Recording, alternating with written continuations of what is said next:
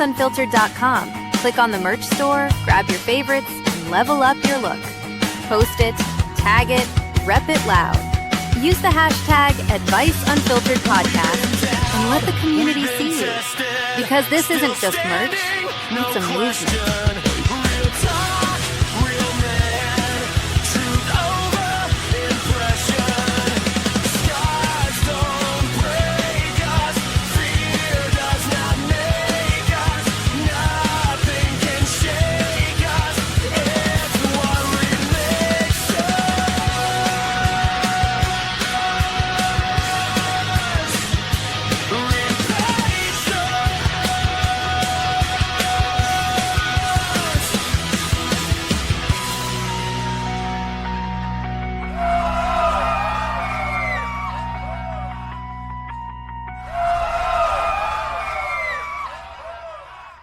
Three, two. You guys ready to start the show? Fuck. Are you guys ready? Are you guys ready to start the show? Yes. Yeah? Should we take a vote? Yeah, yes, hell no. There better be a lot of fuck yeses. Ladies and gentlemen, boys and girls, people over the age of 18, this is for your entertainment only. This is one of the best, if not the best, podcasts in the world. Not only do we change lives here, but we laugh, we cry. This is Advice Unfiltered, episode what? 25. All right. Well, welcome to Advice Unfiltered, everybody. Thank you, as always, for joining us. If you are on Instagram, TikTok, Facebook, we appreciate you, as always. But as of course, if you want the best viewer experience, be part of the show, Then go to YouTube. Go to YouTube. That's how we knew you couldn't hear us, because our YouTube audience is amazing. So shout out to the YouTube people. You can join the show, chat, ask us questions live. Or if not, what's the worst thing you got? You can stare at this handsome man during the show. So you win either way. You win either way. Win. But all right. So as always, man, behind the scenes, we haven't seen him in a while. And we didn't even tell you. You knew we went to Power Slap, right? Really? So you didn't know what I did. Because we didn't see him. Wait, what? I'm so confused. See, now. he has no clue. I asked him if he told him, and he's like, yeah, he told me. I'm like, yeah. No, I told him about the UFC stuff, but I didn't tell him about the Power Slap because he didn't know, because it was after Tuesday's episode. I went to Power Slap and met everybody, bro. We went to Power Slap last minute. Chris worked his magic. Yeah, Chris worked his magic, and we were able to fly out Friday morning, landed in Vegas, checked in the hotel, went right over to the event and Cosmopolitan and then MGM, and then literally caught we were on the plane flying back at 7 a.m. And Jesus. And then of course from there we both landed, had shit to do. My son's graduation party, everything's been a blur. Yes. So it's a great time. It was. I'd do it again. It was awesome. Absolutely. So did you do anything interesting before we tell you what our weekend was like? Shut up. There's nothing that compares. Hey, real quick, somebody did ask me. So, tree lights, what's going on with it? Someone messaged the show. So I was like, messaged the show? Yeah. Oh, cool. So tree lights is still being edited, which means that this is the part that kind of takes the long time. Yep. But usually now we're at a point where we're about to go into the sound mix. Okay. Which is essentially just balancing out the dialogue, cleaning it up. And if you have any questions about tree lights, you can reach out to me, Christian_Cordes on Instagram. When is the foreseen drop date? Are you shooting for November? I'm shooting for November, December. So then if it comes out at Christmas, that'd be great. Yeah. But if either or. Because we have to do the live viewer party. Yes, sir. And you guys will be getting it first. Well, us and whoever donated, right? Yeah. So I know that's what they're asking me about. Are you going to do it in a small theater here? We're going to do, I want to do a small theater. I want to do a small theater event at Smog Castle, which is the theater that I always do things. Well, that's Kevin Smith's place, right? Yeah. That's right. Is it Atlantic? Oh, that's right. Is it Highlands or Atlantic Highlands? That's Atlantic Highlands. Atlantic Highlands. Yep. Yeah, it's right by skate park. That'd be awesome to go over there. No, 100%. So I want to do that. I want to do the stream with you guys. The plan is to bring Laura back down here, who was in the movie, to talk about it as well. The lady from Shameless? Yeah. Yes. From Shameless. Tree Lights is still cooking. It's just, this is the weird, not fun part, technically, of film, where it's just like nothing seems like it's happening, but it's the part where you don't hear about it. And then you see a trailer and it's like, oh, there it is. Nice. There's the fun part. So we'll be sharing some stuff soon. All right. And then everyone keeps emailing the show, as you would imagine. How is the journey going? It's going good. This is now week 3. Week 3. Not that we're counting or paying attention. But we would know. It's week 3. Christian, week 3.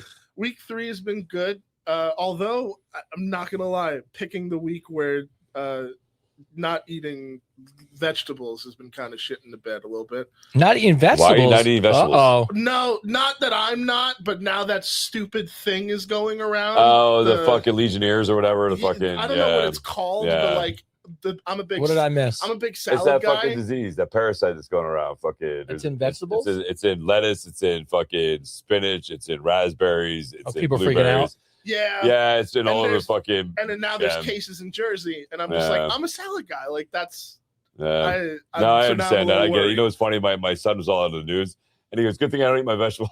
I know. So I was about to say, I don't eat. I don't really eat shit. I know. I'm the same way. I'm the worst. I don't drink a lot of water, and I probably don't eat enough vegetables. So. Oh, I drink a ton. I drink a ton of water. Oh, good for you. Which, thank you as always. Look, even for me, I learned a little bit on the show. I'm like, vegetables? What? We're not eating them now? Okay. So, but what does that have to? So, what did you turn to? Like, you didn't go from vegetables to ice cream, did you? No. It's like, what the fuck did that mean, right? I'm back. Bro, there's no vegetables available. So, no, you know no. This was in the past couple of days that I learned this. I mean, I'd had some stuff in the fridge already, so I was still eating salads, making things, but just kind of getting back into the swing of just fresh foods again. And that's been great. Sweet potatoes have been my savior. Oh my God. I see somebody wrote, I tossed salad last night. That's fucked up. Wow. At least you're getting your, I don't know. I don't even know if you take your greens. I don't consider eating your greens. I don't think that's the case. But meats, potatoes, it's been a time. Oh God, I'm just tossing salad.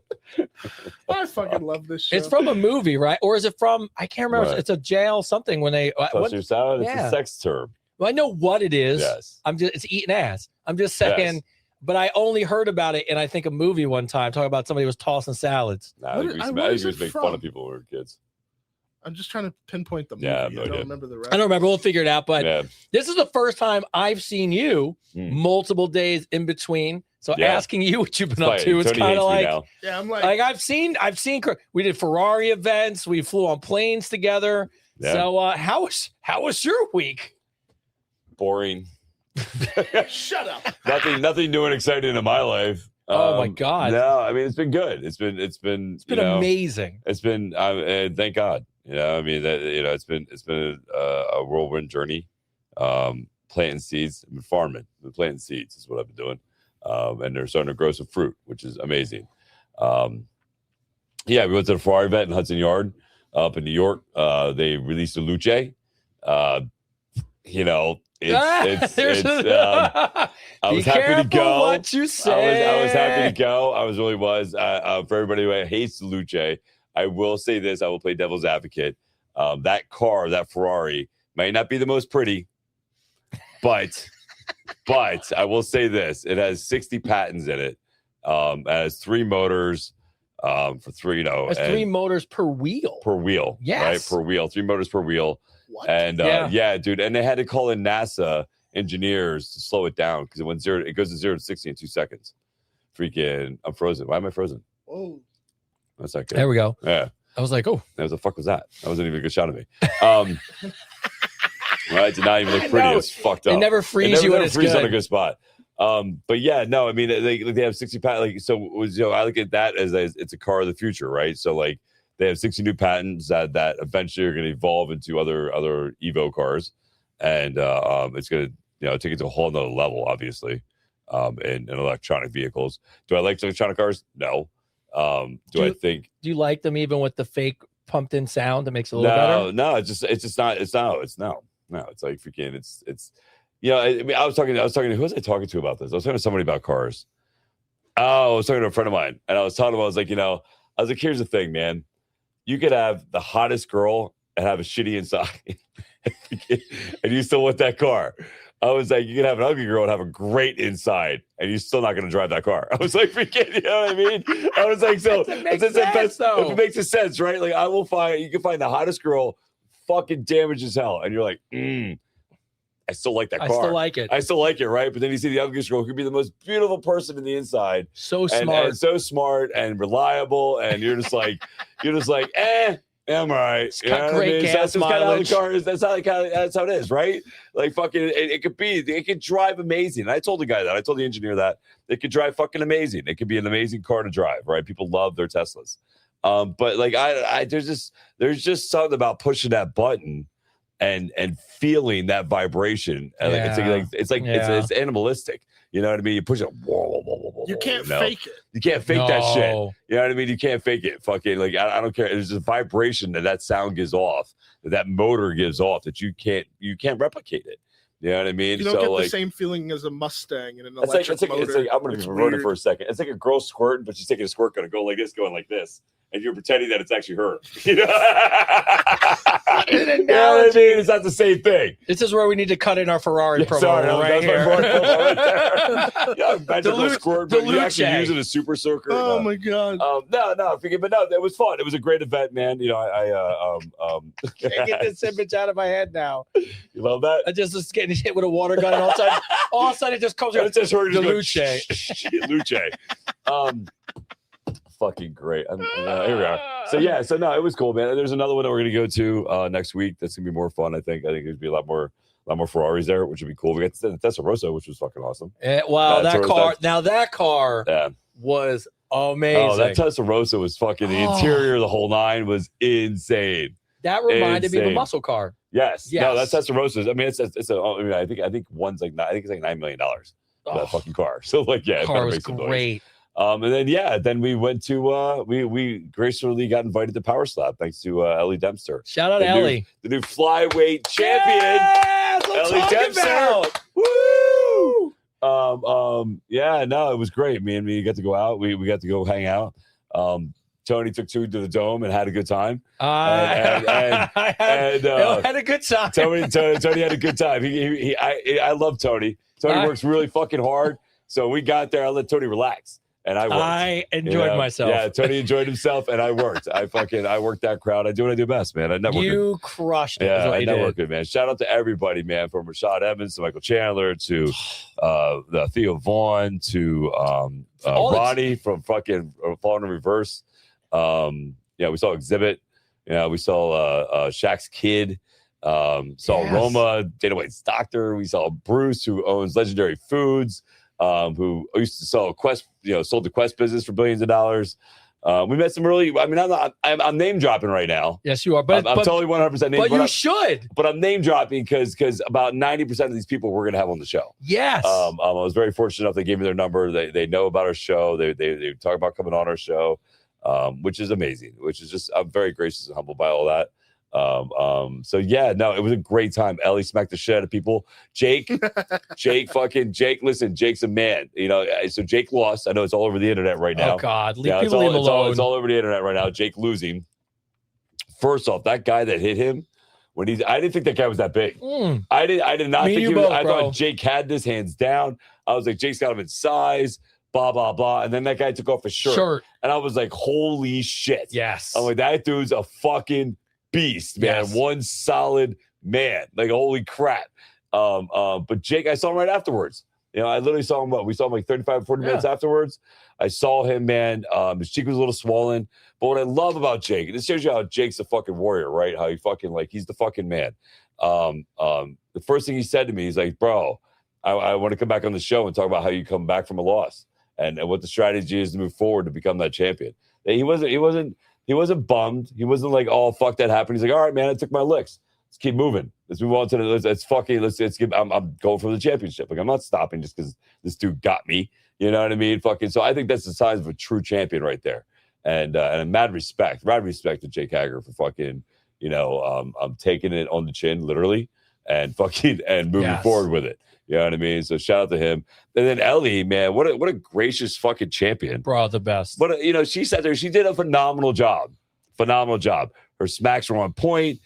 She had no fucking fouls. She had her technique was on point, man. And she was fighting being sick. She was exhausted. I mean, this poor girl, freaking all of them actually, spent the whole week promoting it, back and forth doing all this new stuff. And I just can't imagine the anxiety of all that. And then you have the weight of the world. You had the sold out fucking arena for the first time ever. Plus 200 extra seats. And 200 extra seats to Slap. And then you had all these celebrities there. And then you had the man, Dana White, watch it, knowing that all this pressure's on you. And I think she handled it with grace. She handled it with excellence. She smacked the shit out of her opponent.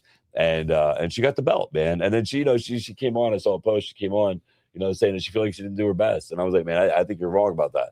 I think you did an amazing job. Because listen, I'm not going to blow up her spot yet, but she's going to have a huge announcement next couple months. Oh, I'm so excited. And we already talked about it. And when she's ready for all that stuff, she's going to come on our show. We're going to have her come back on the show. Yes. To talk about her win and how she feels and what the future is for her. And then we met a bunch of other people, man, like Taylor and Destiny and Miss Hollywood. We met all these other people that are in Power Slap that we're going to have on the show. They're all excited about coming on the show, which I love. I think as I told them, I was like, I think what I love about bringing them on the show is not only because the empowerment of women doing a sport that some people just don't understand, but is understanding the story of why they do what they do. Like Jake is for him and his family, right? For Ellie, it was for her to prove for her charity and bring awareness to the firefighters and the problems that go on with child trafficking. Was her objective of doing all this, right? So every single one of these fighters have an individual story that I think we all can relate to, and we can all understand. So having them on the show, I think it's gonna be good. I think it's gonna be really good, man, because these are people out here doing the hard thing. I mean, it's fucking hard. Just let someone smack the shit out of you. Smack the shit out of you. You know what I mean? Yeah. Look, I it hurt me a little bit to see people get on Jake. And look, and that's the reason why a lot of people don't go that route and put themselves out there because they're so afraid. But to your point, what makes him great, or what makes any champion great, you don't always win. No, and he knows that. Yes. Michael Jordan did not hit every game-winning shot. I hate saying cheesy like this, but Michael Jordan did not hit every game-winning shot. Tiger Woods not win every major. Serena Williams not win every match. But what's great about them is when it comes down to it, they got back up, and they came out and told you they were going to win, and they followed through. And look, for what he did, and to go up there and perform and get up and be gracious and be like, hey, just what you said at the best. The comeback is better than the setback. Yeah, right? Mike's situation says that's the same right there. Yeah. Let's see. How did you guys feel there? About the guy who quit? Yeah. Of course, that guy's from fucking New York. All right, so there's one. There's one guy we lost. Yeah, dude. No, fuck that kid. I don't give a shit. Fuck him. You know what it was? He thought out there being all cocky and shit. He fucked up his elbow when he swung because he didn't hit him right because he was all fucking cocky as shit. Freaking. And then I'm sorry. I have no respect for somebody's. You're literally out there, not just for you, bro. At that moment right there in that show, you're out there for the show too. Yes, 100%. You know what I mean? So the last thing you should do was walk away from your fucking challenge. You signed up for the card. Oh, what? He hit? He quit. He quit. He refused to not tuck his chin. So here are the rules, right? The rules are you have to clench your jaw and you have to tighten up, but you can't tuck your chin in. You have to have your chin out. You can't tuck your chin in. And he kept going like this, and he kept tucking his chin in. And the refs kept calling him on it.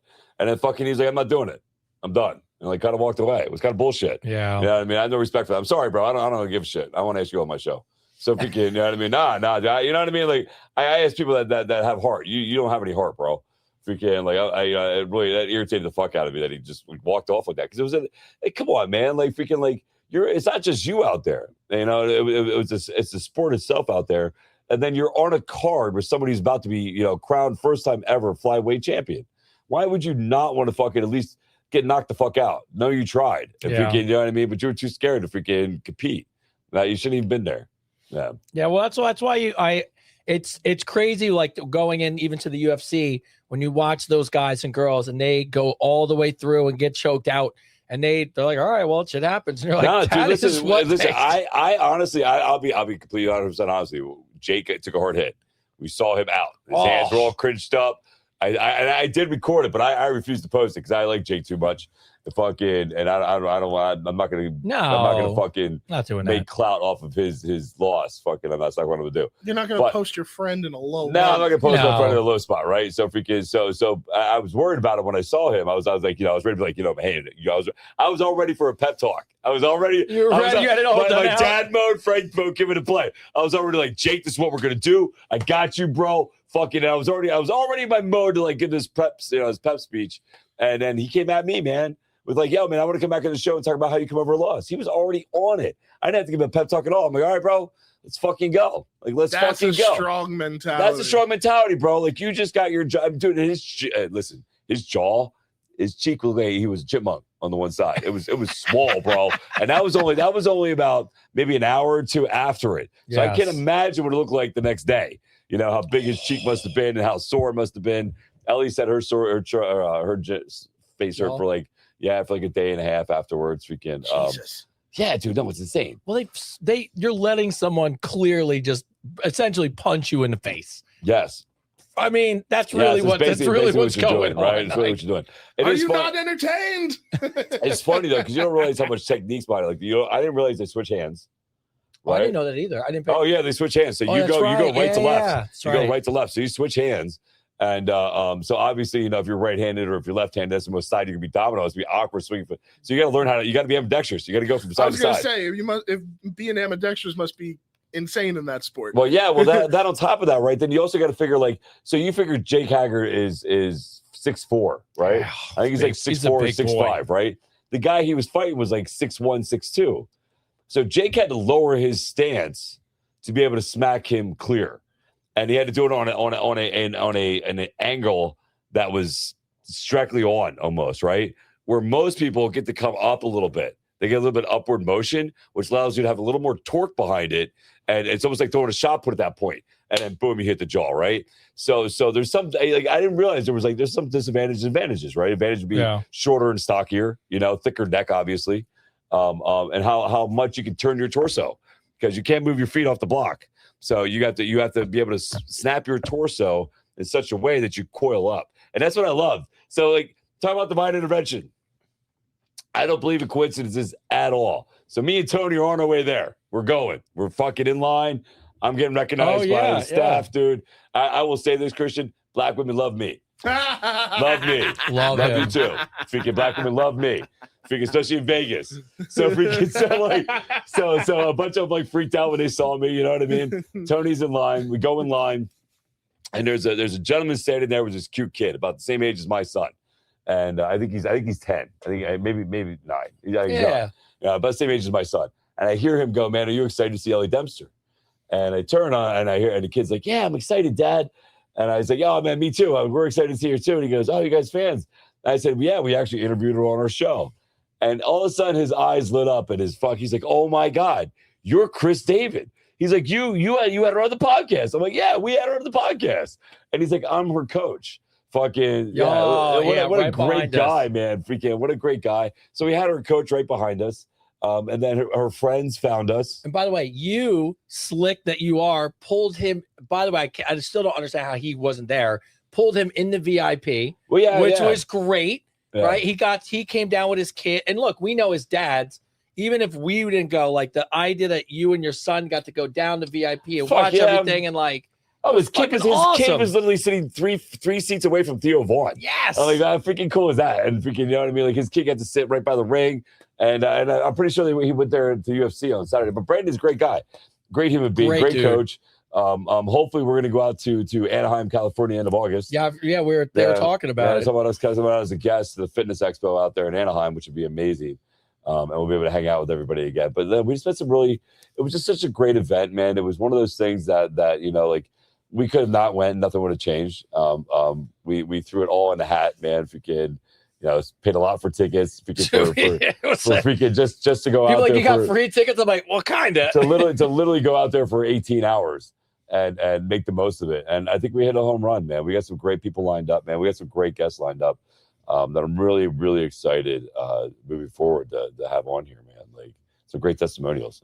Yeah, and it goes back to why largely we appreciate you, the audience, because Ellie especially, and then even Jake and the people that come on, they always, after the show, they always find us and they always talk about how amazing the people are in our community that have reached back out and support them and send them messages.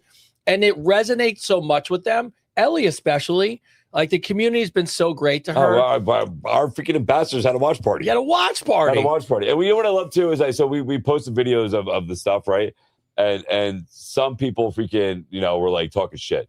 I think it's a barbaric sport. And somebody said this. I will say this. Somebody said for two men that preach about positivity and stuff, it seems off chart that you guys would even promote this. Oh, somebody said that? Yeah, somebody said that on one of the comments, right? And what I loved about it is before I even got a chance to say anything to defend anything.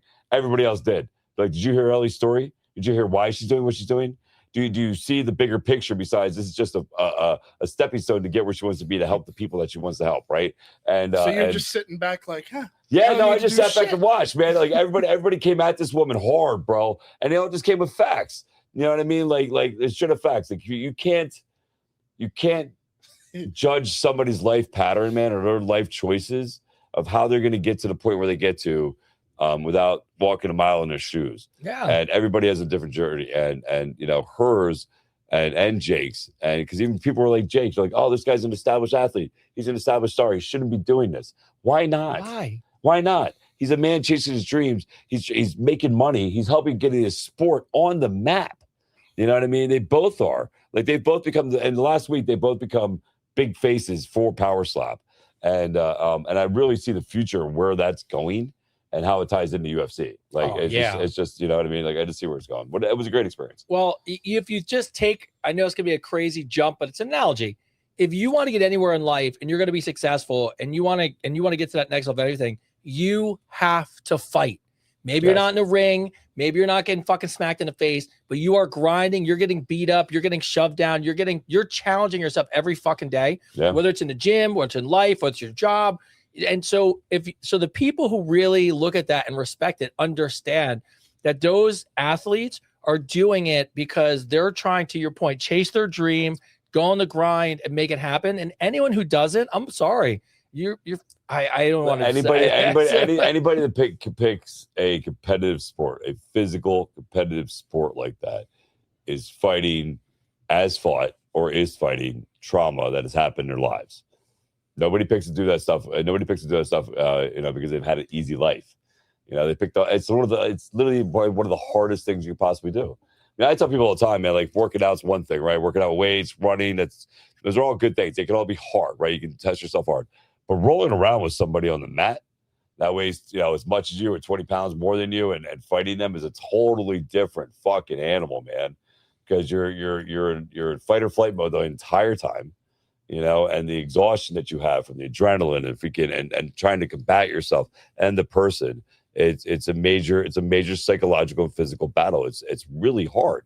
And anybody that doesn't understand, anybody that mocks that doesn't really understand why it's relevant in people's lives. You know, they just don't get it. No, people fight. And the people who, all of you even watching, a lot of you resonate with the show because of what you've been through. And whether that's the challenges you've been through in life, your depression, what you go through, your family, you're fighting every day for your own survival, to make your dreams, to make things happen. I know it's an odd analogy to come, but that's the same thing those people are doing. There's an opportunity to change somebody's life, to change their family's life, and they look at it and say, I'll do it. Oh, 100%. You know, and there's not a lot of those kind of people in the world. So you got to give them credit. The best thing about life is I don't have to understand about something if I understand why you do it. And that's the beauty of the show. In a great way, we've had a lot of these people on talking about why they do the things they do. And that is the bigger picture of it. So as we continue to have these guests on, and, you know, when we went out to Vegas, Chris did an amazing job. I mean, I was pointing at celebrities going, that's fucking Michael Chandler. And Chris is like, I got this. And then he would go over, they exchange Instagrams, and it was the best. And then Chris goes, let me get your number. And then the people were just giving him his phone number. Then the best is me and you're on the plane, and you're like, all right, who is this person and why do I have their number? I feel so bad. Listen, I apologize if Shaq's son's watching this. I didn't know who he was right away. He's huge. He's huge. I just saw everybody take a picture with this 7-foot guy, and I'm like, I wonder who this dude is. I was like, I'm gonna get a picture with him. So I took a picture with him, and if we can, I sent it to my son Isaiah. I'm like, who is this? He's like, Dad, that's Shaq's son. I'm like, no shit. Well, you know what's really funny too is you know who I met, and I didn't realize it because I'm old. Fucking there's this kid Bryce, who's got like 26 million. He's got like 26 million followers on TikTok. Yep. He's also becoming a bare knuckle fighter. Just got married, and I think he's like 6 million on Instagram. And I met this kid. I'm talking to him. No idea who he is. No clue. I have to apologize. I'll tell you who the cool. Listen, minus all the celebrities that we met. You know, like saying hi to Rhea Ripley, fucking, which was cool as shit. The WWE wrestler was cool. Oh yeah.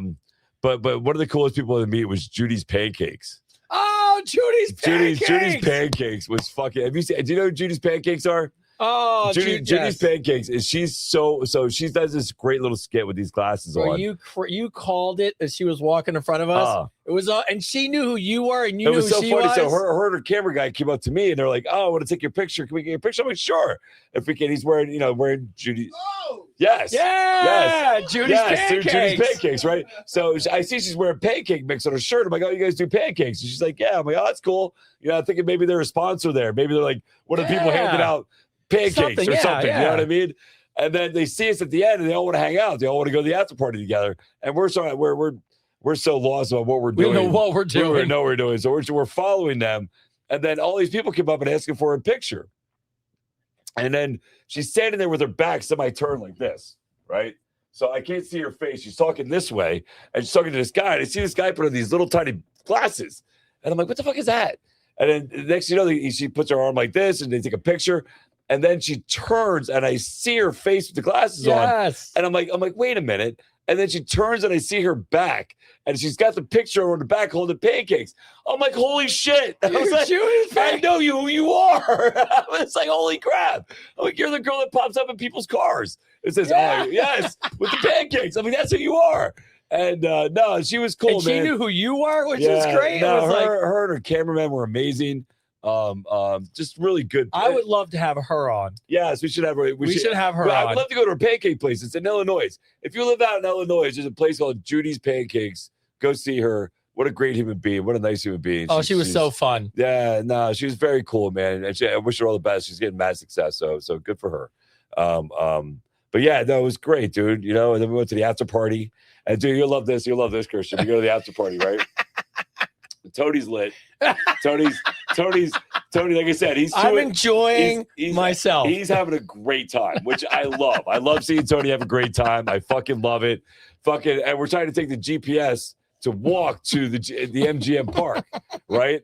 And we're leaving the Cosmopolitan, which is literally a direct shot. Yeah, it's like literally right the next building over. So we're going, and Tony sees MGM across the street, the 6-lane highway, and goes, "Oh, it's over there," and just runs across the 6 lanes, bro. And I'm like, "What are you doing?" And we go over there, and I'm looking at GPS. I'm like, "Tony, I'm pretty sure it's over here." He's like, "No, man, Hudson Yards over here." Oh, Hudson Yards. Yeah, I go. Hudson Yards is right there. I'm like, "Dude, we were in New York last night. We're in Vegas tonight." He's like, "Oh." He's like, totally makes sense. Totally made sense, right? So we go into the casino. I'm thinking this after party's at a club, right? We're looking around. That's what we thought, yeah. Tony's phone's at 3%, mine's at 11%. I'm like, we're fucked. I'm like, freaking, we're not gonna be able to get hold of anybody to figure out where we're going, right? So Tony was living his best life, Buzz. 100%. Living his best life. And I loved it. It was listen, Tony works really fucking hard. We both stay in our lanes, right? Freaking Tony does what he does. I was doing what I was there to do what I was supposed to do. That's what I do. I network. I as I tell Tony, I'm the bait. We reel him in, and then Tony cooks him on the cooker. For you guys how it is. Anyway, so we go into the club. I'm like, I saw where the club's at, and there's this place called Broken Record in the MGM Park. And I'm looking, I'm like, man, none of those people look like they were in the stadium, bro. There's like a huge line. But Tony's hungry. So I leave Tony back and stand to eat. So I go up to the security, and I'm like, yo, man, I'm showing my bracelet. I'm like, yo, is this where the Power Slap after party's at? The guy goes over to the manager, and the manager goes, yeah, just come in. I'm like, all right, freaking. So I go back to get Tony. We go back. The guy lets us in, stamps us, takes us up the VIP entrance, blah, blah, blah, blah, right? So I'm thinking we're on the right path. We walk in there, and I'm pretty sure we were the only 2 white dudes in there. And I'm like, wait a minute. I was like, I don't see anybody in here that I recognize at all. Like nobody. But they love me. Like again, black women love me. So I was like getting all his attention. I'm like, how you doing? And then people would ask for my picture, which was great. I loved it. It was a fun time. But I'm like, this is not where we're supposed to be right now. This is not the club. So me and Tony walk back out. I look at him. I go, that's not the spot. He's like, no, that's not the spot at all, bro. And then we find out it's in the high roller area. Yes, that's right. It was in the high roller area. So we go to the high roller area, and it was great. I had 2 missions on that trip. I wanted to make sure we made a lot of contacts. And so we got people come on the show, and people knew about our show, and we can make things move forward, plant some seeds to see some fruit, show up in the future. Meet Dana White, which I didn't do, but I met everybody around him, which is great. But the biggest thing for me was coming full circle. I wanted to make sure we got Jake I want to make sure that we saw that. But the biggest thing is I want to make sure that we came full circle and be a big supporter for Ellie. Yeah. And get that picture with her with the belt. Because again, her story is so unique. And again, she's the face, man. She's gonna be the face of Power Slap. And she might be the face of something else coming up soon. Freaking, you know my dream. Yeah, so my dream. Yeah, so freaking so it was a great experience. And thank you again to Ellie. Thank you again to Jake for taking the time after your match, man, to come and see us. Again, I'm really excited to have you both on the show. Yeah, what happens in Vegas ends up on Vice Unfiltered. True, ends up on Vice Unfiltered. I mean, we really behaved. We did. Yeah. You know what was great is like so Dana White's physician, Roma. Shout out you, Roma, and shout out to Bruce from Legendary Foods. Yeah, I know, right? Freaking but they came up to me. They came up to talk to me, and you know what? Wait, hold on. This part. I remember this part. The best is Chris is on a mission. He's like, it was like I say this all the time, Chris. This is no exaggeration. I could plop Chris at anywhere in the world. You don't even care if we speak the language, and immediately it's like a wind-up toy. He hits the ground, and immediately it's just network. It's amazing to watch because people know him, and he knows people, and he's asked for numbers. There's no fear. I was actually telling my CEO about you today. Really? We were talking about, I go, because they're always like asking what I'm up to. They're like so invested. And I'm like, I was like, it's great. I go, my co-host is like the greatest salesperson of all time. I go, there's no fear. He's in there we call it assuming the close. He goes, yeah. Instagram, great. Here, give me your phone. Let me get your phone number. You just assume the close. That was telling about you. So it's like, I do. No, I just figured, it was great. But you were walking around with such high energy that people who are really big noticed you and they were like, who's that guy? That's what happened. That's exactly what happened. They saw me, and he's like, man. So he comes over to introduce him. He's like, what are you doing? I'm like, I have a podcast, and I have a big social media following, and I'm a trainer, and I have a book, and blah blah blah. I was like, what do you do? He's like, I'm Dana White's physician. I'm like, oh shit. I'm the right hand man. I'm like, yo, you're the guy that he talks about all the time. Like he talks about his physician all the time and praises him all the time. And he goes, man, me and Bruce were over there talking, and I saw you, and I'm like, I gotta know who this guy is. So I saw the energy bouncing everywhere. And I'm like, I gotta know who that is. And I appreciate that. Especially coming from a doctor. I mean, I was pretty healthy, right? No, like I said, I again, very humbly, very gratefully thankful, that we got to be a part of it. We're invited to the next one. We're invited to the UFC. We're going to UFC Philly 18. Not only are we going, but I mean, we're going. I mean, yes. We're like really going. VIP behind the scenes, meet the fighter at the press tour, go to the weigh-ins. So what I would tell all of you is we talked about something playing. It is not lost on us whatsoever. We go to these things and it's great, and we sit there, and our only thought process the entire time we're there, and this is what we were talking about of how we're not. Vegas was easy for us because there's nothing appealing about Vegas where we would get in trouble. I didn't mean that, right? No. We were there because we feel an obligation to you guys because all we thought about was who'd be guests on the show, who would be great to interview, what could we do with the show, because we care so much about what you guys do. And you guys, every time we ask you to do anything, you guys deliver for us. And the fact that people knew who Chris was, knew who the show was. I mean, even the fact that I went up to Theo Vaughn randomly and just started talking about the show, and he came over and started talking to us. But it was always about, I mean this wholeheartedly, it was never about what I was doing or he was doing or what we were doing. Everything was about Advice Unfiltered. Yes. Everything is about what we could do for the show or what we could do for the audience and who we could get on and who we could talk to. And so I just want to take the time to say thank you to you guys, because if it wasn't for you guys who watch the show and share it and like it and also comment to the fighters and support them and everything we do, I mean, I don't know where we would be. But everything that's coming up that Chris has worked out, that we've now opened doors for, and we're kicking fucking doors in, which is crazy. I promise you the next 6 months, it's going to be unbelievable with the people we'll be able to have on the show and the interviews and the in-depth things we'll be able to do. And it's largely because of the support you guys give us. So we appreciate it so much. No, you're 100% right, man. Ellie and Jake both said the same thing, man, that, they love our show because of the community that we've created. You guys have done amazing. being so supportive, man. And I just want to say something. I know it seems like the show might be taking a different direction, right? Usually but usually we talk about just, if we can, you guys, which we still are going to do 100%. But I want you guys to understand something. Yes, we love the sports. We're men. We love the sports, right? We can love it, right? But I want you to understand something, and this is something that I told all the fighters too, and everybody I told to come on the show.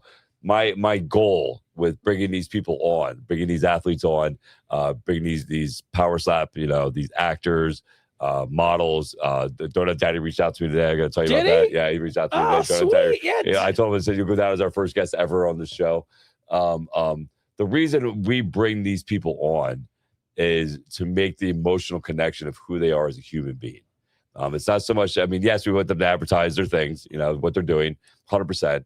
But I told them all, I was like, I want you guys to come on and tell what your struggle is, tell what your story is, so that the people watching can make an emotional connection to them on an individual level, and be able to tell their story so people can understand that, like everybody was trashing Jack, right? Or Jake. Everybody was trashing Jake about what happened to him, right? But if you watch the episode, you see that Jake's doing this because he wants to prove to his kids that anything is possible, right? He wants to be a trailblazer in a new sport. He's doing this so he can make money to help his Holy Oats business and to progressively move forward into something else. Like, this is an add-on to what his big picture is, what his big goal is, right? And I think once you understand that and you see him as the man, as the father, as a man who went through divorce and went through struggle just 3 years ago, and he's overcome all this stuff. And then you see Ellie who went through her own personal struggles and her own battles, who turned it around to help other people. I think that's what really that's what this show's about. Yeah, that's 100% what this show's about. The show's about showing that you can come over adversity, that you're not alone, that there's people out there right now that you might think that are huge celebrities and their lives are perfect, and they're not. And that's what we're here to do. We're here to show you guys, if we can, that you're not alone and that anything is possible when you make those choices to be who you want to be. Yeah, look, I'll take it another step further. Every single person we've had on the show, you can be. Yeah, 100%. The Donut Daddy learned to make donuts on YouTube, and then tried to get into event for a donut thing for 7 years before he wound up having a donut business. By the way, he's in shape and he takes his shirt off. Some of you could do that too. Ellie went to fucking Thailand to Muay Thai fight to protect people from getting sex trafficked. She went there first to teach kids, to be an educator, and then saw how bad sex trafficking was for kids in Thailand and took it upon herself, which is amazing. I got a picture. You have a Canadian woman in Thailand, and she decides to pick the toughest fucking sport. These kids at like 9 years old could break your leg. These kids have been doing it their whole lives, and she decides to go do this sport to help teach kids how to defend themselves. Like, that's amazing. Yeah, it's amazing. None of the people that we've had on the show, or none of the people that will come on the show eventually, I mean this, there's none of them. I'm careful when I say this. They're not that much different than me or you. No, they make different decisions, and they've gone a route which I think is so inspiring. But I think a lot of us just need to know. I think a lot of us live in this world where we think that that's not possible and I can't do it. And Judy's pancakes, right? It's Judy. Yeah. She makes pancakes. Yes. But you know what she did? She took a chance to do some funny videos and put herself out there and advertise. It's great too, because you can see where, if you watch her videos in the beginning, you see how the building has changed. So it went from this, like, almost, no offense, Judy, like almost this dilapidated looking building to this more, it almost looks like an amusement park on the inside. It looks gorgeous. And but she took a chance. There's like you say, to Tony's credit, if we can, everything, even me, what I'm doing now, what we're doing now. I'm a big advocate that you can do this too. The only difference between you and me, or those people there, is the choices you make in the struggle and how you approach the struggle. Are you going to be a victim to it, or are you going to use it to learn from it and empower yourself to be better to chase your dreams? And that's something I think that's on a human level. That's something we can all relate to, because it's really that simple. It's that choice you make. Yeah, there's going to be some fun. I mean, we both left there going, this is going to be, and look, and this is to our credit. We landed, and it wasn't like, oh my God, this was so great. Like, we made it. You got right on the plane and fucking started messaging people and making like the grind doesn't stop. No, it doesn't stop. And that's the beautiful part of it. Like there's no even on the flight home, the 5-hour flight home, 5-hour flight home, Tony's sleeping. I was out, bro. Tony's out. I'm sitting on the phone. Message this person. Thank you so much. It was great meeting you. Blah, blah, blah. Setting things up for the future. You know what I mean? I like I said, I've truly believed in this show from the get-go. So is Tony. I see a vision and I see us evolving with that vision. And I'm so happy you guys are here to join us to come along with it all. I mean, how fucking, like, let's keep this in mind. We've only been doing this for 18 months. You know, if we get 18 months, we've been doing this show. 3 awards, 18 months. Already have celebrity guests on. We're interviewing Ronnie Coleman in a couple of weeks. You know, and let me scratch that. You can be whoever you want to be, unless you want to be Ronnie Coleman. Yeah. Ronnie Coleman is a once in a generation bodybuilder. That guy, you know, again, is the GOAT. The same with Michael Jordan, all those people like Mike Tyson. There's a few of them. There's a few people. You're never gonna be them. They just stick. You know, they're anomalies in our generation. But yeah, so like, you know, we have all these celebrity guests coming on and all these athletes coming on. We got Mr. Dojo, McDojo. He's hilarious. He's gonna be great. He's gonna be great. He's gonna home run. He's got a documentary that he's doing. We're gonna interview him as the documentary is going on. And then when he releases the documentary, he's going to come on here and do a release thing, man. So, which is great. You know, we got some really great people here. How great is it that you guys get to grow with us? You know what I mean? Like, I don't know many shows that have such a big audience off the bat that's going to watch it evolve into what it's going into and be along for the journey. But I do promise you this: as much success as we're going to have, as much celebrity guests we're going to have, at the end of the day, the objective of the show always is about you growing as a person. And about you changing and evolving and getting you the advice, the stories that you need to make your life better, man, to inspire you to be a better person, to inspire others. That's always going to be the main, that's always going to be the driving force of the show. Well, you'll love the shout out we got. Oh, we got a shout out? We got a shout out of the week. I love that. Who shouted us out? It's from Vegas. From Vegas. Melissa from Vegas writes in, "Hey, Chris and Tony. I just want to send you both a quick message because I think I saw you guys walking through the casino before Power Slap this weekend. I wasn't 100% sure it was you. I didn't want to interrupt you guys, but I was pretty excited because I listened to Advice Unfiltered since the beginning. And pretty honestly, it was cool seeing you guys out there chasing your opportunities instead of just talking about them. So many people say they're going to follow their dreams, start something new, get healthier, build a business, or change their lives, but most of us just never do. Watching you guys continue to put yourselves out there, interview incredible guests, and keep building something bigger every year has been genuinely inspiring. As a woman in my 40s, it is easy to start believing your best years are behind you. Your show reminds me that that's just not true. Reinventing yourself doesn't have to have an expiration date. You can still take risks, meet incredible people, create a life you're proud of.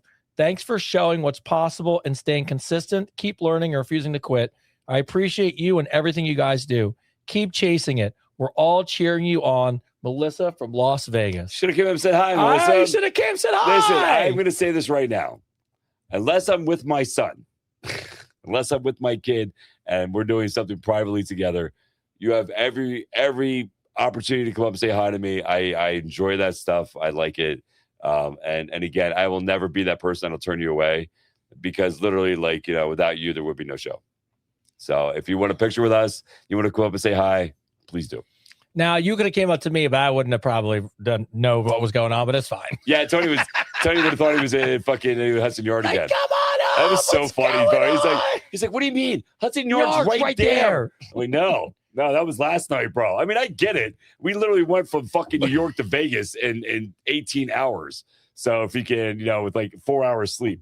So I get it. Like, fucking, I'm just glad I stay sober. Yeah, well, we would have never made it anywhere. I needed liquid courage. I was like, when I talked to Theo Vaughn, I didn't know what to say. So I go up to him and I'm like, hey, and actually I feel like my intro was good. I just went up to him and said, hey man, just want to give you huge props. I know you started out your podcast in the mental health space because he always did it solo. And he took live questions, and a lot of it had to do with his own mental health struggles. And no matter what anyone thinks of the show now or what's become or any of that stuff, I just was like, hey, much appreciated. I told him we won the award for the top podcast for self-help and self-improvement. And I just said, hey, just kudos to you for constantly talking about your struggles, no matter how famous you become. Just want to tell you, we appreciate it. That was it. That's kind of just where I left it. I said thank you. And at some point, he came over and talked to us. But I would have said he was actually talking to these two chicks because they walked away. And so here's what happened. So Tony, I know Tony's a huge Theo Vaughn fan. I know he is. Yeah, I like him. So yeah, he's a huge fan. So Theo came in, hugged and shook Dana White's hand, and Tony started freaking out. I was like, oh shit. He's like, oh my God, there's Theo Vaughn. Theo Vaughn. I go, and he's the only one besides Dana White that I didn't go up and talk to. Freaking and I told Tony, I left it for Tony. I knew Tony loves him. I thought you'd make a great guest. So Tony loves him. So I was like, this is all you, Tony. This is you. This is your time to shine right here. And I'm not gonna lie, it was so funny. Tony just sat back for a minute, got quiet.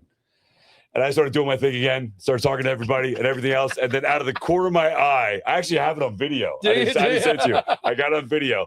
Out of the corner of my eye, I see Tony bolt over there. Not walk, bolt. He's like, and I see him go over and he crouches down and he's talking. I'm like, there you go. That's my boy. That's my boy right there. I was interrupting between women. I was trying to get and then Theo Vaughn came and stood next to me.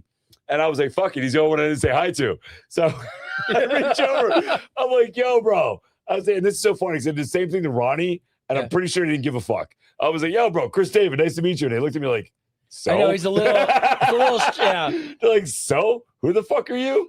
And, but no, I said hi to him and stuff. I told him, I got a podcast too. And then Tony came up and let him know that we're together and the podcast. He was a nice guy. He was cool. Look, that was a great experience, man. It's, gotta shoot your shot. That's it. Well, that's the thing, man. Like, I look at it this way. Like, I look at every one of these events, man. Like, listen, what are you going to hate about? You know what I mean? I'm nice to you. My energy is good. I'm just happy to be here and happy to be excited to be in this environment, to be alive. And if you have a negative option to that, then you're an asshole. Like freaking like, yeah. Like, you know what I mean? Like I'm a firm believer that when you hit a certain thing of stardom, that it's really good just to give those, because you never know, man, that 30 seconds, that interactions you're having with somebody could be the best interaction they have in their entire life, or they've had up to this point. So I think it's always good to reach back and always good to say hi and all that stuff. So thank you to everybody that did that to us. I appreciate you. My thought process is outside of Dana, which was like, it's Dana. That's the one you sit back for a minute and you're like, all right, this is an interesting angle to try to figure out. Well, the thing about meeting him was, he's running a show. Yeah, he's all over. He's running a fucking show. He's entertaining his guests. Everybody wants to talk to Dana. Yes. Everybody wants to talk to him. I mean, the line at the high roller spot to go in and talk to him was insane.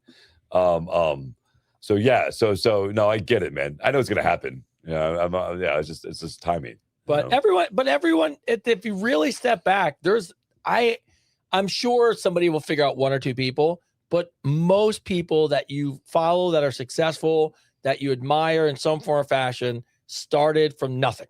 Yes. And they made it. And it's outside of bothering them or maybe the timing being incorrect. To your point, I'm not going to go up to somebody when they're talking to their kid or having dinner with somebody, right? Like, it's not what I would ever do to somebody. But like, they're just people. Yeah. That's all you use. They're just people. They happen to take a path that worked out for them. And my favorite of all time is Kevin Hart. I watched the podcast he was on, and he was talking about meeting Jeff Bezos for the first time. Oh yeah, he told me this. Yeah, we talked about this. And he's Kevin Hart, and all his friends were like, "Don't go up to him, don't bother him. You shouldn't go talk to him." And in my head, now from the outside looking in, you're like, "Dude, you're Kevin Hart. Why wouldn't you go talk to somebody?"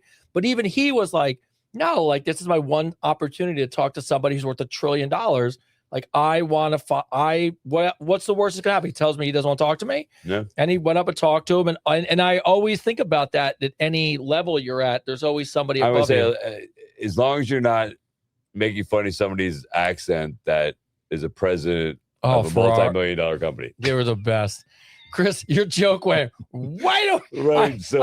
I walked into I walk up to this guy, walks up to me, right, at the Ferrari event, thick Italian accent, thick.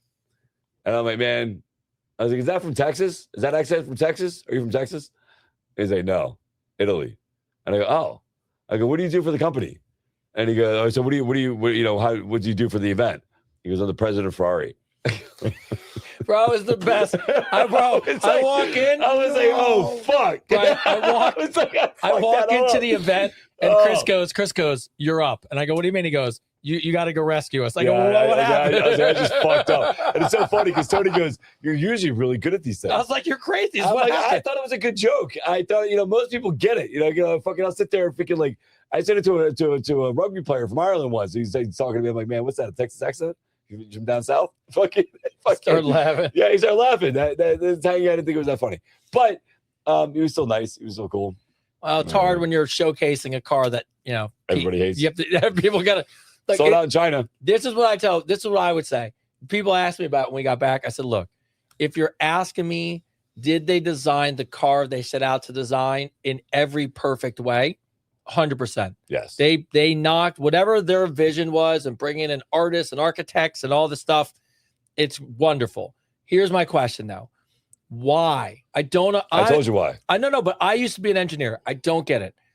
I understand that the dynamics of all of why you would want to do it, but you don't have to do it. They did. But why? So Ferrari had to make an Evo car to be able to keep making their V10s and V12s. The Evo car I get. Yes. But nobody's got to make it look like that. Well, so here's the thing. Batteries come in what shape? No, the square. Yes. And I get it. And you have to fit it into the frame of the bottom. Yes. But that doesn't mean that the body on the outside has got to look like a bubble. Well, they do that because they you got to remember, these are scientists that study the aerodynamics of the weight of the car. Yeah. So you need something that so if you notice there was a gap in the hood. Yeah, where the water flow come through. To make the air go through, that actually pushes the car more closer to the ground, because the heavier the lift is, the heavier the car becomes. So they're trying to take the drag off the car. So if we can, they literally just it's so science. I challenge you as an engineer to not make it look fucking ugly. Look, here's my thing. You don't need it to go. It's not a bad looking car. Bro, you weren't there. So here's the thing. That's not that bad. Bro, again, that's not it. Bro, you weren't there. That's not the Luce. That's not the Luce. You got to Google the Luce. Does it have a bubble in the back? Bubble in the back? Then it's not the Luce. Look, all I would say is. No. Put it, that's the Luce. That's the Luce. See, you're even laughing, bro. It looks like a Tesla on steroids. Look, what I would say is that's what it looks like. It looks like a Tesla on steroids. I personally think is because everyone who puts an EV car out, the standard that they're measured by is the 0 to 60. They all want to hit that under 0 to 60 time. The Tesla Plaid 0 to 60 in 1.9 seconds. They all want that time. But if you did 0 to 60 in 2 seconds or 0 to 60 in 3.5 seconds, but your car look cooler?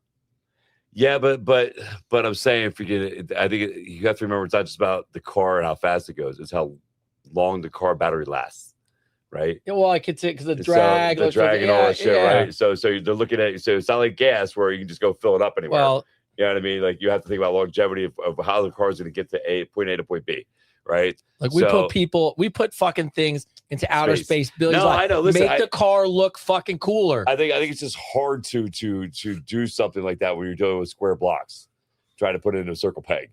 You know what I mean? Like that's what they're doing. They're taking square blocks because you figure that I think he said it weighed 5,000 kilograms or something. 10,000 pounds. It's like 10,000 pounds. That fucking car, man. By the way, it's business write-off because when you buy anything over 6,000 pounds, it becomes a construction vehicle or some shit. Yeah, right? dude, like it's fucking heavy as fuck. So I think it's really hard to shape a car when you have to take big squares. Oh yeah, and I'm not saying it's not impossible. No, you're right. I'm not saying they all do it. Yeah, they all do it. But like when I rented a Prius for a long time for work. And I was fine because you get like a crazy amount of miles. One tank, hybrid was great. One tank of gas, no exaggeration. Tom's River, Jersey to New York, New York to Philadelphia, Philadelphia, New Jersey. And I did that twice on one hybrid thing for Prius. And the whole time I got a car, I was like, but does it gotta look ugly? I know. No, but does it gotta look ugly? Yeah, no, I agree. I agree. I think it's because it's all still new yet. You know what I mean? I think until they can figure out a way to make the batteries last longer and be smaller. Let's go to China. Yeah. They're knocking out. Well, Ferrari, so they sold them out in China. Those Ferraris are all sold out in China. All of them. Are they? Yeah, they're also they sold out every Ferrari of that car in China. And again, it's something they had to make, right? And in fact, I get that. The fact they had to make it, and then they have 60 new patents on it. It just leaves the door open to see really how far it's Where it goes. We haven't really even hit the peak of the Evo system, right? We just literally started. It's kind of like the crank car, or the horse and buggy to the crank car to combustion. Yeah.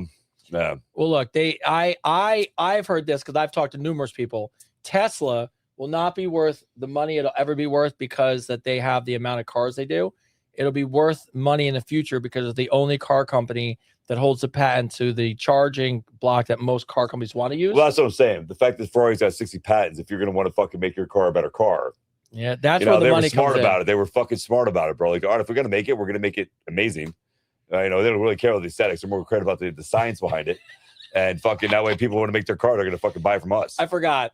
There is one thing the Luce has that we talked about that no other Ferrari you can have sex has. in the back seat. You can fuck in the back seat. Yeah. I will give that to Luce. The Ferrari Luce, you can actually have sex in that car. The whole time me and Chris are there. Leave it to me and Chris. We're like watching all the shit go down. Everything's going on. And out of nowhere, I just go, you can fuck in the back seat now. Of that car. like you can never fuck in a Ferrari before. You can fuck in that one. Of all the patents, technology, and everything going on, leave it to us to be like, you can fuck in the back seat of that thing, right? Back in the hell back of that car. That's how we left the whole so show. Funny. It was so funny. Oh, it was so good. It was so good, man. It was so fucking good. And we're going back again, right? Yeah, we're going the 23rd. As long as nobody watches this episode. Yeah, the 23rd, we're going back to the Highlands in New Jersey. They have a Ferrari event. We'll be there. Okay, all money aside, show takes off, right? You got money in the bank. Yes. It's not an option. Money's not an option now. What? And I'm not saying it has to be Ferrari, right? Because we're talking about, but like, where do you go? Like, what car do you get? Oh, I get the Mustang Dark Horse, the $250,000 Mustang. You're a diehard Mustang fan. Well, you know what it is. No, it's fine. I just know what it is. It's not even a diehard Mustang, right? When I think about power, when I think about muscle, I mean that car is almost as fast as a Ferrari. As fast as a Lamborghini, right?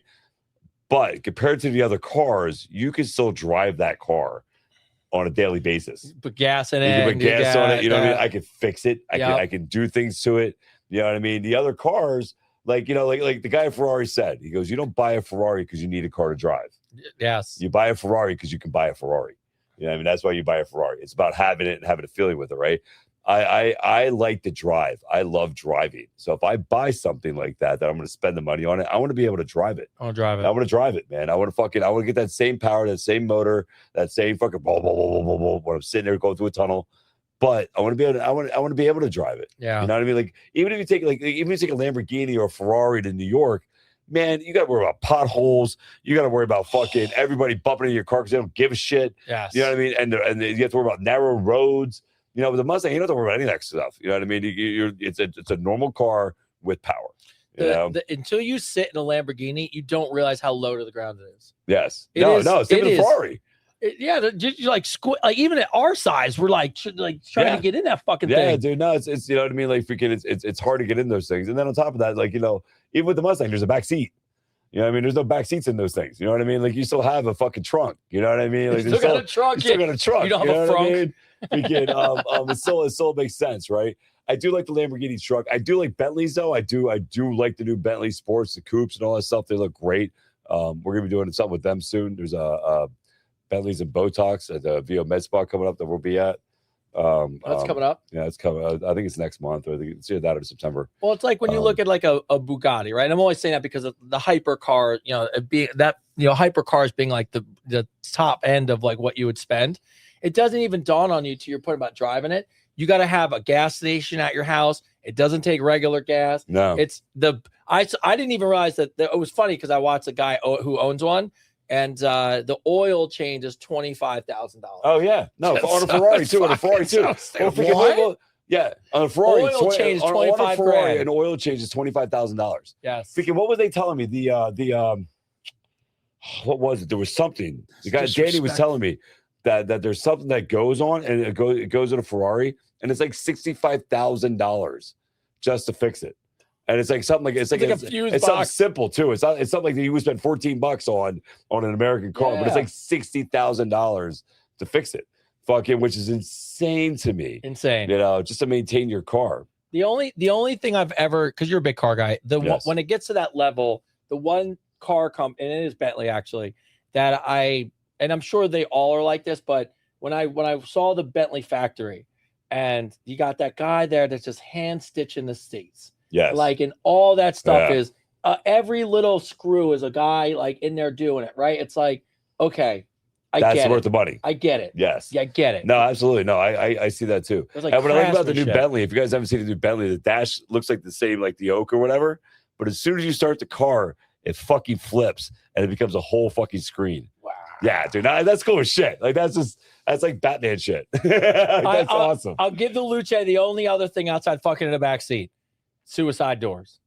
Yeah, I love suicide doors. Yeah, suicide doors are cool as shit. I always love those, dude. Yeah, see, there's just something classy about a suicide door. Yeah. If I could have there's a lot of classic cars I love, but the Entourage on HBO, the car in the beginning, I think it's an all black convertible Cadillac. Yes, and it's just got the suicide doors, and you can fit your buddies in it. I'm always like, yeah, that's what I want. That's one of my favorite cars. That's a Lincoln Continental. Is it Lincoln Continental? Yeah, Lincoln Continentals are cool as shit. They have one of those on the Lincoln Lawyer, the show. Every time I see him drive, I'm just like, I want that fucking car. Yes. So I'm holding it to Advice Unfiltered to get us there. So I can look at us. We're all right. Is this a car show? No, we're an everything show. If there's a sponsorship out there that we can all make money, we'll all buy cars and drive them. So it's totally fine. Just give me a car. Just give us cars. So I take videos of my car every day. I'm just saying. It's true. Sponsorship. Got that Bentley sign right behind my fucking head. You know what I mean? I remember when you were telling me they're talking about giving you Bentley to drive, which is amazing. Yes. And then then in my head immediately I'm like, well, what if somebody hits you, roll over a curb, like the bar? I don't care about that shit. My first thought was I'm not going to want to give it back. Any of those things are so ridiculous. I remember I had a Z06, a 2000. The year it came out, a Z06 Millennium Yellow Corvette, and I had it for a year, and I went over just right over the little part of a curb, and I cracked the carbon fiber body, and I was like, oh, that's not a big deal, right? And the guy's like, no, we got to replace the whole shit's got to. He goes, we can't just replace that. He's like, we got to replace all of these things. And I go, that was the funniest thing there, Chris. You should have seen it. So Tony's sitting there, and Tony tried to read up on cars. When we got there, yes. He tried to read up on the Ferraris. Bro, come on. So he brings up. By the way, I think I'm right still. He brings up the Ferrari that was in fucking my favorite Ferrari, oh my God. Hands down, is so look, I tried so hard to be that guy, right? I did not want to tell a car guy the wrong car. So what did I do? I Googled and researched the Ferrari I love, which is from Ferris Bueller's Day Off, which is a 1961. Like GTO, some, right? I don't remember now. Yes. I memorized it. I read it. I turned, so we're all talking, and the guys all in the Ferraris. I turned to him, and I go, my favorite car of all time is from the Ferris Bueller Day Off movie. I go, it's a 1961 Ferrari GTO, whatever. And the guy goes, no. That's not the car. That's not the car. It's not the car. And then he goes on a whole nother tangent, and I don't know enough to argue. And it was funny because then my stepbrother, who's a fucking savant, bro, freaking knows everything about cars, electronically, motorized. Him and the engineer are like two peas in a pod, dude. They're like in geek mode. They're like going back and forth. He's like, yeah, the torque and the pressure. And Tony's trying to stay in the conversation. You saw me. I was like, he's like, yeah, Tony's trying to stay in the conversation. And he's like, yeah, it goes. The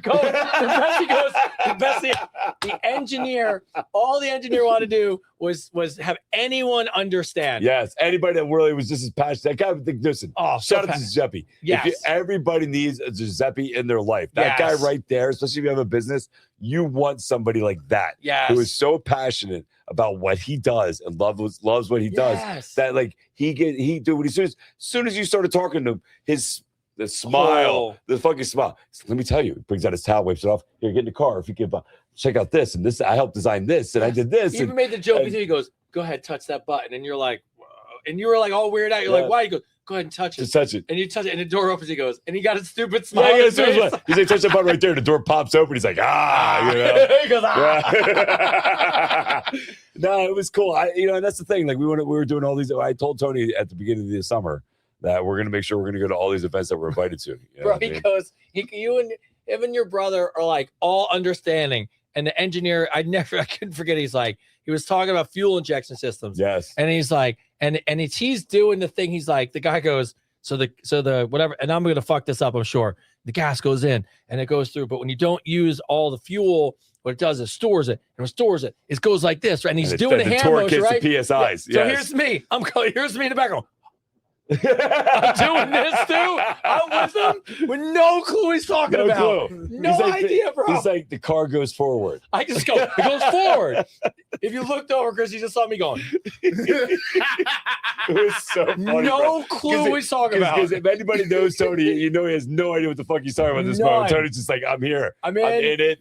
I have no idea. You were prepared to Bro, I'm catch trying the to ball. give him all the love that he's requiring because he was so passionate about it. So funny. Your brother was great. Your brother was all in. The two dude, of them were like, I loved it. My brother lives in Pennsylvania. Grew up, lives on a farm in the middle of bumfuck nowhere where I used to grow up at.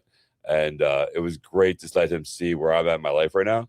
And to see how excited he was. Like, he was like, man, he goes, I told him, I was like, bro, you can't invest in me all week. He's like, dude, I can't wait to go. It's going to be so much fun. I'm like, you seem really excited. He goes, man, I'm going to a Ferrari event with a celebrity who happens to be my brother. I'm like, well, you got two things right out of the three. I'm like, I'm not a celebrity yet, bro. But you know what I mean? Like, fucking. The other best part was, I'm not going to lie, it's hard when you go to those events because they're catered and they have the people walking around there. And, they have all this high-end little, like, food to hold the thing. You and Kenny. Oh. Me, you and Kenny. Bro. So dude, last Friday event I showed up and I was wearing jeans and a t-shirt and shit because I didn't realize it was like this exclusive thing. I just thought it was a car show. And fucking and Kurt from Bentley got me in, right? And this girl was like, did I say this before? Some girl was trying to give me attitude about me being a model. She's like, oh, I thought you were a photographer, blah, blah, blah. I was like, you didn't think I was good looking to be a model? I get you. All right, fuck you. Fucking, and then Danny like made sure that in front of everybody, make sure that everybody know that I'm invited to every Ferrari event right in front of her, which is great. Freaking, but yeah, so freaking the whole event thing where we were at. Where was it going with the story? I lost where I was going with the story. Oh, we're talking about the food. And eating. Yes. Yeah. So this one here, I made sure I was dressed good. Tony shows up and he looks good. Yeah. This guy Kenny, who's like does this fitness expo in New York, great guy. I believe he was on the Whirlwind years ago. Comes in. Jeans, sneakers, backpack. Oh yeah, a freaking hat on, and like I was the only one before Tony showed up eating every appetizer. Oh. Every time somebody walked by me, I'm like, I'll take that. I'll take that. Oh, you want caviar? Sure, I'll take that. Fucking, I'm the only one. Everybody else is holding their glass of champagne, being all fucking like. And then Kenny comes in like a scrub, where I know I'm gonna drop, and he's like, I'll take it. And he starts grabbing two of each plate, and he starts fucking. By the end of the night, that's how you knew who could afford a Ferrari and who couldn't. Yes. At some point, I finally gave up, and I go, "Was that short rib with mashed potatoes?" Yeah, give it here. And then I'm eating. And I go, Chris, you got to try this. I'm over here. So funny, bro. It was so fucking. I'm not gonna let all that good food pass by. At some point, the best was this little waitress. She was adorable. She had to be like in her 60s. She had these little cups of chocolate mousse. Oh, they were so good. And she comes up to me and she goes, "Do you want some dessert?" And I'm like, "No, I'm good." And then she walks away. And then she comes back, and you can tell she's like a little bit enamored with me. She comes back, she asks me again. I go, "No." And then she comes back, she hands me the cup, and she goes, "Honey, you look like you need a little bit of dessert. You got to put some meat on them bones." And then for the rest of the day, anything she brought me, I would eat. So she just kept lapping around. But it was funny. At some point, I got mashed potatoes on my cheek. I'm digging into short rib. People are like, "You like the car?" I'm like, "Oh, those guys." Yeah, it was fucking. Oh my god, it was fucking great. So, well, it's what a show. That was it. Wait, we're it. Look, all right. So, just so you guys know, and I'm going to pass it to Chris in a second. Recapping it was a lot for us to recap. But it was important for us because there's so many things coming up, and we want to take the time to say thank you this episode. We want to take time to make sure that you guys understood. We have a whole episode written for next week. We're back to our normal episode. Now, I'll say what I'm going to say in a minute about what's evolving into the show, which will be super helpful for you guys. But Christian, there were people laughing at us about all of our mishaps this week. And what we're up to. The comments were great this time around. Everybody was just like, "Tony, come on, what are you doing?" I stayed in my lane. I let Chris work the room. Can you forget the comment right there? The one about you're an international world. What is that? Let's see. That's that one. You're on International Worldwide Live program in a rush of our just after dinner. Do you realize? No, I didn't realize it's that. awesome. That's amazing. Shout out, bro. Frederic. That's right. That's awesome. I love your shirt in that picture, by the way, bro. Go Captain America. Yeah, Captain America. I was wearing my Captain America shirt tonight. Whoa, holy crap. It's his shirt, and then he's holding Yumi. Oh, is he? That's what it is? That's cool. We just became best friends. Did you feel that? We are best friends. Also, I did want to say one thing about the cars. I'm with you on Mustangs, but I want the Bullet Mustang. Oh, they're nice too. No, they're nice. If you got to go Evo, man, fucking go there. You know, if you can. The Bullet. You like the Bullet, huh? Oh, the Bullet. Not Evo. Not the Evo. He wants the one that's I want the OG movie. Yeah. I think it's 67. It is, but they did a nice one. They did an anniversary edition with it's called the Bullet that they did with Steve. It's a Steve McQueen's car. Ooh. Fucking that has a big. It's the only one that has a big fucking thing on the back of it. Freaking, but it's a what's that movie that Steve McQueen did with the racing of the cars? The car chases in it. The Le Mans. Is that what it is? Movie? It's whatever car he drove that car, that Mustang. They remade it. I think it was in 2024 or 2023. But yeah, it's beautiful. They only put it out in this color green. Actually, it's this color green. Ooh. Yeah.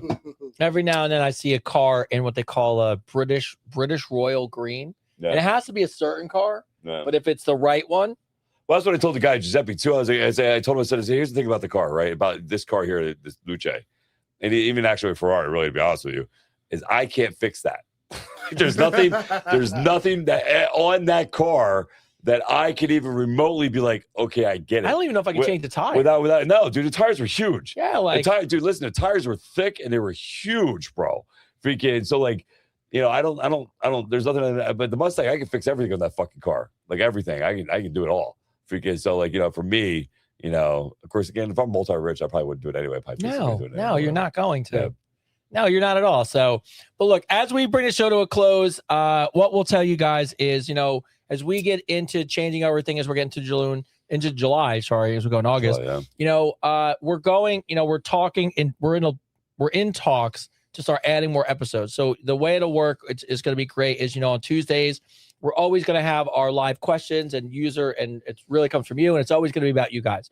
And, you know, as we bring guests on, we'll start to add extra episodes. What's going to be really cool is when we go to the membership part of the show will always be free, always be able to watch. But for you guys who really love the community, want to be part of it, you know, a lot of these things like behind the scenes, like we would have just went live in Vegas and let you guys come behind the scenes with us, or when we're at these events or we're meeting people. When Ronnie Coleman comes, not only is Ronnie Coleman coming on the show, we're hosting his Q&A at the gym. So what is it like to be behind the scenes? What is it like to meet those people? So if you want more and really be a part of what goes on behind the scenes and more interviews and more content that we're just going to release to members only, we will be putting up a YouTube membership that's going to run through YouTube. So don't fall for anybody telling you it's a membership. It's going to run through YouTube. But, you know, our goal in the next few months is to give you more.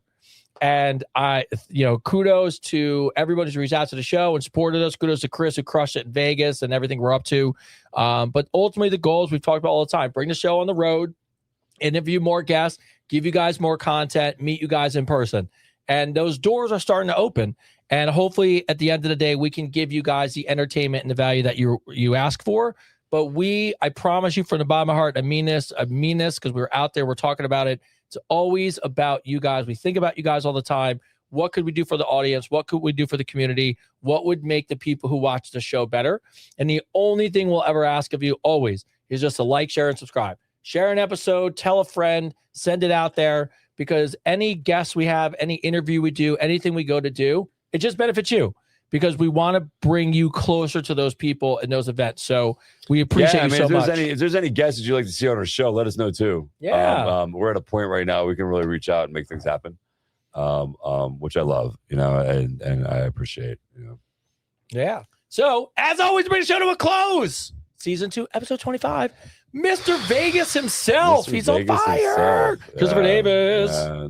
You know, it's one of those things, man. This weekend was one of those milestones. You know, we don't just walk the walk, you know, or talk the talk. We walk it also on a daily basis.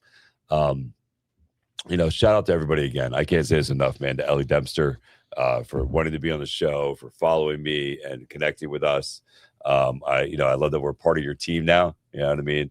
What's her husband's product again? So I'm looking for now. Yeah, look for now. Yeah. Well, So, We World. I say V World Agent Suite. V World Agent Suite. Yeah. So what we're working with is we're going to be working with V World and Agent Suite, and they're obviously huge partners with the UFC V Chain. And we've been lucky enough to figure out how to partner with them and work with them to help us build out a lot of things for the show. So more to come on them. You'll see us talk about them and create some commercials to work with them. But yes, you will see some more cool content. What VChain is a AI thing that helps you have a team, which is your team. It's you. It's an AI system that's a team that works while you're sleeping and lets you handle things and takes care of things when somebody else can't. It's there for you. So make sure you check that out. It releases, I think, in July 13th.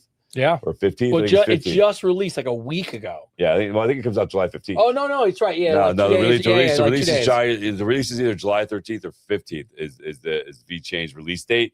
The AI system that is your teammate, which acts as a huge team. So make sure you check them out.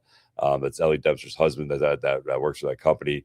Again, what a great people they are. Shout out to Ellie. Shout out to Jake. Jake, I can't wait to have you on the show, bro. I can't wait to hear, how you mentally are coming back from all this, to share that story with everybody. I think it's gonna be keenly important, man. And I love the fact that we're building a safe place. We built a safe place, man, for everybody to come and tell their stories and feel free to tell their stories, which I think is fucking amazing. And we didn't do that on our own. You helped create this space. You helped create this community. So thank you to all of you. I appreciate you. We will be at UFC in August. We're going in August of Philadelphia. 14th to 15th. We'll be in Philadelphia for the UFC. So if you want to check us out in Philly, we'll be there. We'll be at the Highlands in New Jersey the 23rd for the Ferrari show. And then there's another event. The Inkwell. No, the Inkwell. Oh, Inkwell, that I'll have to let you guys know more about. And then we'll be in Anaheim, California, the 29th and 30th, man, for the Fitness Expo. So I can't wait. By the way, what? That lineup is amazing. Yeah, Sam Suk, freaking Jay Cutler, Ronnie Coleman, freaking. I'm gonna actually reach out to Mike Hearn and see if Mike Hearn can't come up because he lives out there in Venice Beach, right? So let's see if we can't get Mike Hearn to come on the show too. You can go meet him. So yeah, listen, shout out to everybody, man. Shout out to Brandon, shout out to Taylor, shout out to Destiny, shout out to who was the girl in the blue? Megan. I think it's Megan Blue. I think shout out to her. Shout out to Michael Chandler, Rashid Evans, Roma, Bruce from Legendary Foods. Shout out to all you guys, man, for just wanting to come on the show and give me your time of day. I appreciate you all, man. I couldn't be more humbled and thankful for these opportunities. But I want you to understand something. I need you guys to hear this. These opportunities weren't just handed to us. Oh yeah, and Julia. And Julia, yes, yeah, and Julia, yes. Give a shout out to Julia. Yeah, she sends people to us. Love her. Yes. Go check her out and we'll kill a hoe. On Instagram. She's awesome. Yeah, she's awesome. Shout out to her too. She's cool as shit. Like I said, we met some really, really amazing human beings. But again, what I'm going back to is I want you to understand something, that it seems like all this stuff is just miraculously happening. It didn't miraculously happen. I had an idea and I ran with it. I saw Ellie talking to Dana White, and I realized there was an opportunity there for us to help her and her help us, and a growth process that we could do together. And the same thing with Jake. And I could have sat there and just thought about it and not did a damn thing. But I reached out. I gave it a try, see what the fuck happens. Worst case scenario, they could have ignored me, but they didn't. So if you have an idea, if you have a thought, if you have something that you really truly want to try to do, I urge you to please, to do it. You live one life, man, and don't live your life with regret. Live it with opportunity, man. Look for the opportunity. That's what I do. I look for the fucking opportunity. But I want to interrupt, but I do want to say one thing that you do that I think everybody should do, and I say it about you all the time. You just reached out. Yeah. You literally just sent a message and said, fuck it. And whatever comes of it, comes of it. And then that one decision that most people would not have made just sends a trajectory. Yeah. So that's the thing. We plan on working with Ellie and her team more. We plan on working with Slapbox more. We plan on work. And again, the reason we're really trying to push for more of this content is because of the stories. I think there's really passionate, true stories, human stories, and all these athletes. And I think it's great to say that we're going to be doing that so people can actually, have those moments where they can resonate and they can see themselves and they can see that. Because, here's the biggest thing, man, especially when we had that dojo guy come on, McDojo. Yes. He exposes child predators. He exposes cults. He exposes fake martial artists. And he uses his platform to help other people. So we're going to have him come on the show. So we can also do the same. These are all great, inspiring stories of people that are just phenomenal. By the way, that'll be one of the funniest shows we ever do. Yeah, no, it's gonna be great, man. I'm so excited to have him on, man. Like, people go like this and go, and then people just fall. Yeah, and Will Killahoe set that up. Thank you for Will Killahoe. Yeah, Will Killahoe. Yeah, she set that up. So if we can again, like, subscribe, share to the show. Again, I can't thank you enough for everybody for just wanting to be a part of it, for just being here. I'm so humbled. I'm so grateful for all these opportunities. And I give you my word, as I did from day one, you ain't seen nothing yet. And we're about to fucking blow this motherfucker up and make this the best thing out there. And we're bringing you all with us. So just stay tuned. Yeah. As always, man, I say this on everything and I truly mean it. That's why I say it, because I got asked today what will be my biggest secret. And I don't have none. I don't have any secrets. Oh, that's the best today. Yeah, if somebody asked me today if I had one secret that I would want to tell anybody, what would it be? And the truth of the matter of fact is I don't have any. My life is out there, and I appreciate my life being out there. And the reason I say this every day, and I truly mean this, is I believe in you, and I believe in the best in you. And in case you didn't know, man, the world is a better place because we get to experience this together. And how fucking grateful and how humbled I am of all of that. So thank you to everybody. This is Advice Unfiltered, episode 25. The slap power, we just kicked it out of the park episode. And thank you to everybody. Thanks, everybody. Woo!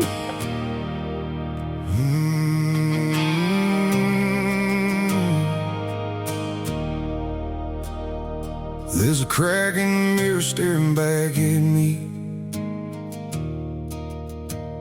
A little more gray where the black used to be. I've been working these hands down to the bone, making damn sure my family never feels alone. Got a smile for the world, got a storm inside. I learned a long time ago how to swallow my pride. Everybody needs something, everybody needs me, but nobody asks if there's anything I need. So I bite my tongue and I hold that line. Yeah, I wear these scars like they're medals of mine. I'll carry this weight till I'm buried, stand in the rain when it's cold and I'm weary. Be the shoulder, be the rock, be the man they all need.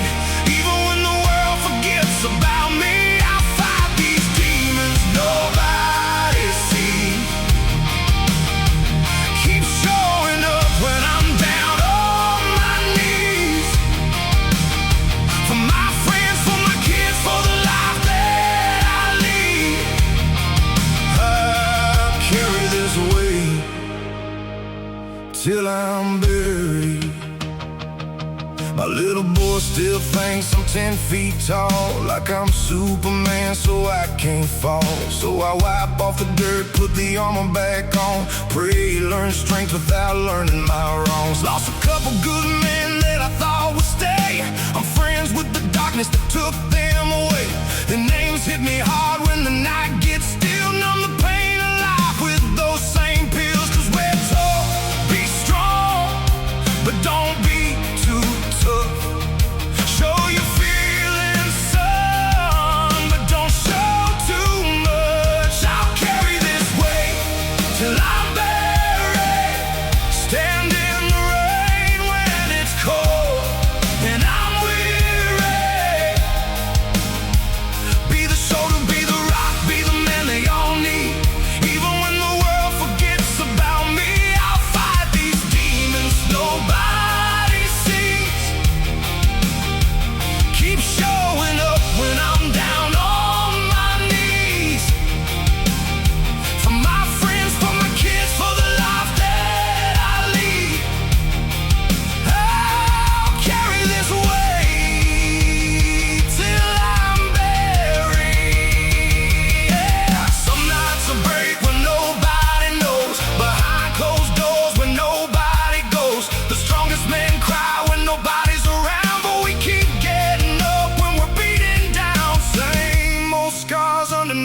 different names, different faces fighting through the same pain.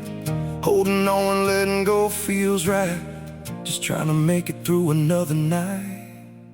I'll carry this weight till I'm